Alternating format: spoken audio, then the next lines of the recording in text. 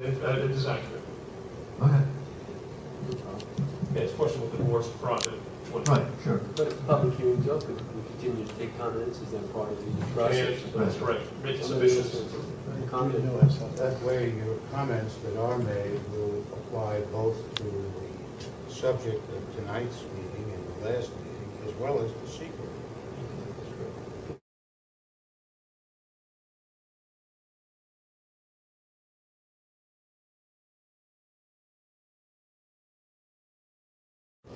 The discharge of toxins that come from this facility, I really don't know much about them. My question is if you could find out, one of the reasons why the Altry landfill could never expand was because it was an aquifer that ran in that area. And if these toxins are draining into the soil, I would love to know how close the aquifer is to where this facility is going to be and where any draining would be happening. So, because that, well, I don't need to explain. Well, what the all of that aquifer will come out in the environmental review. is. Okay. Those, in fact, you put that in the form of a question, it will ensure that it'll be looked at. Thank you Okay. very much. Sir? Just a quick comment. I don't know if anybody noticed it, but they've already put up new power poles all the way down Hartley. They've already made plans on, this is already a done deal as far as they're concerned.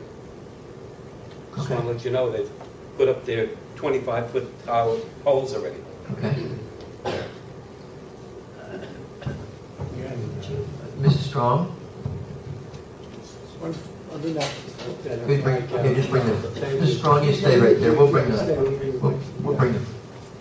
phone to you.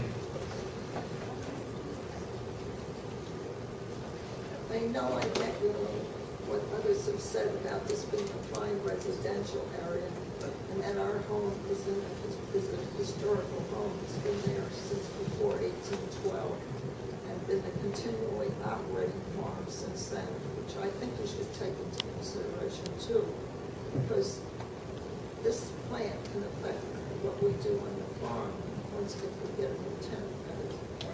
But the thing is,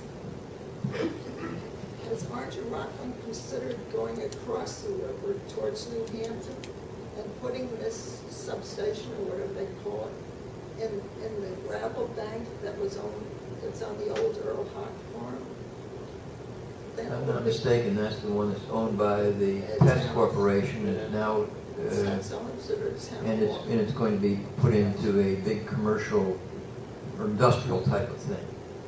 So it's already been purchased for that. But they couldn't consider buying a piece of that. That's a big farm. Right. Okay. Good thought.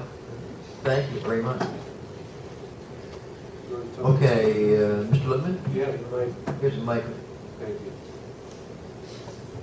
I just have one more. You done? Or your battery dead? Try to silence me. I just have one more. Can you hear it now? Gotcha. One more procedural issue. Okay.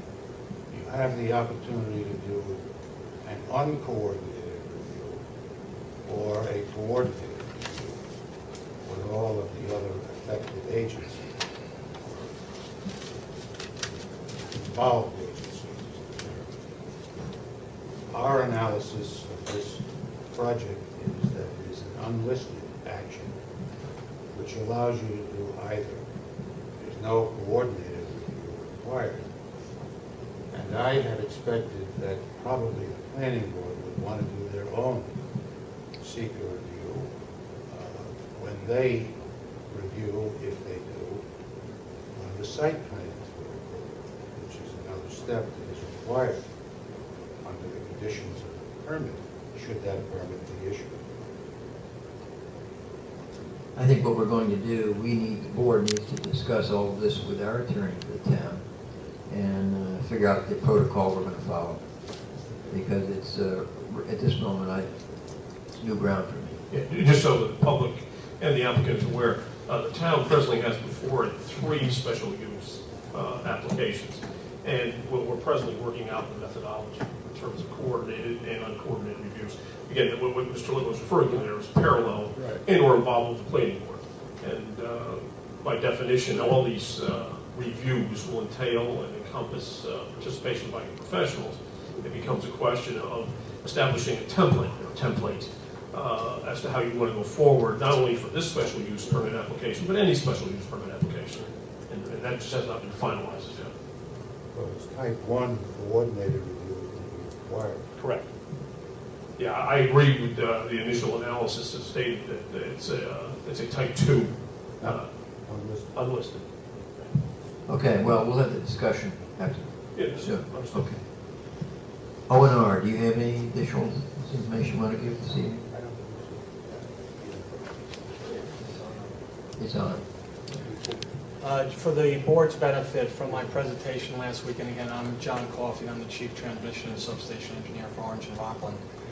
The reports that I had referred to in my last presentation included the magnetic field assessment for the site, which we'd like to submit for the record. Secondly, the acoustical sound impact report performed by Ostergaard Acoustical Associates we'd like to submit as item number 2. As a backup for the magnetic field information, we'd like to, for the board's benefit, submit 2 reports. One is the National Institute of Environmental Health and Sciences, basically referred to as the EMF Rapid Report. This was a report conducted by the government and the, again, National Institute of Health Sciences, whereby millions of dollars, hundreds of EMF studies were really reviewed. New research was done, and public information dissemination were really the 3 elements of the report. I think you'll find that that work that was done is the most comprehensive work that's been done on magnetic fields, and I think it'll serve the board well as far as reviewing the topic. And it is information that we, as a company, disseminate to the public.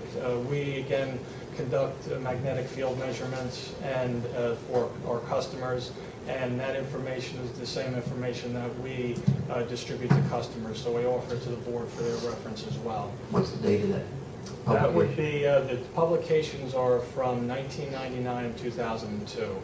The 2002 version was a nice updated question and answer book that is very instructional on the issue of magnetic fields, and I think it's worthwhile to take a look at. Lastly, as we refer to the environmental review, we'd like to submit our our EAF long form document as well to the board. As far as just a couple of comments that we were sitting and listening to, we talk about segmentation. Segmentation for when you refer to substations in our master plan, we plan our system and look at the whole Orange and Rockland system for where we see deficiencies in our planning criteria. In other words, where load starts to creep up and we need a substation, we review that. They're all really individual entities. Segmentation is really an attempt to take a project and break it into pieces. We really serve areas individually. One substation that would be proposed in Goshen would not be in any way related to a substation that we're proposing for Rockland County. So I just want to clarify that segmentation is really not an issue for individual substations. They feed individual areas. They're not, our 4 or 5 substations that we review over a couple-year period and we propose are not related to one another. I just want to make sure that's clear. We talked a little bit about the Heritage Trail, and again, I'm a resident of Monroe. Just for information's sake, the Monroe substation has been safely and reliably operating next to the Heritage Trail for many, many years. And when we talk about reliability and safety, our substations are monitored 24/7. We do have online monitoring of those stations to our Energy Control Center. We have folks that are on call 24/7 to be able to react to any anomalies that may happen in the system. As far as oil containment and the reference to retention areas, we don't have what the gentleman described. We basically have a concrete tub that surrounds our transformers, and that tub is lined with a lined membrane that basically, with that monitoring of the substation and that transformer. We would detect any leaks that are going on, and we would contain any leak that's going on with that tertiary and primary and backup containment system that we have as well. So, again, we're monitoring stations where they get